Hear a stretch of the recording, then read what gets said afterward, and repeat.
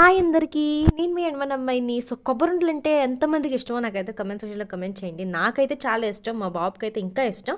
మా బాబు అయితే కొబ్బరుండలు అయితే ఇంతకు ముందు అయితే అసలు తినోడే కాదు, కానీ ఈ మధ్యలో ఏమైందో తెలియదు, వాడైతే కొబ్బరుండలు చెయ్యమ్మా అని అడిగాడు అనమాట. సో వాడైతే ఈరోజు డిమాండ్ చేశాడని నేనైతే కొబ్బరుండలు అయితే చేశాను అనమాట. నాకైతే కొబ్బరుండలు చూడగానే నాకైతే మహానటి సినిమాలో సావిత్రి గారి గుర్తొస్తారు. కొబ్బరుండలకి సావిత్రి గారికి సంబంధం ఏంటి, ఎక్కడిదెక్కడ లింక్ చేసావు అని మీరు అనుకోవచ్చు. మహానటి సినిమాలో సావిత్రి గారు చిన్నప్పుడు సీన్ గుర్తుందా మీకు? ₹2 రిక్షా మీద వెళ్ళకంటే ₹2 సేవ్ చేసుకొని కొబ్బరుండలు అయితే కొనుక్కొని తిందామని అనుకొని కొబ్బరుండలు కొనడానికి వెళ్ళగా కొబ్బరుండలు అయితే కొన్నారు, కానీ ఆవిడ తినకంటే మళ్ళీ రిటర్న్ చేసేసి ఆ డబ్బులు అయితే ముసలాయనకి ఇచ్చి భోంచేయని చెప్పారనమాట. నాకు ఎప్పుడు కొబ్బరుండలు తిన్నా సరే నాకు ఆ సీనే గుర్తొస్తుంటుంది. సో అందుకని నేను ఆ సీన్ మీతో షేర్ చేసుకుంటున్నాను.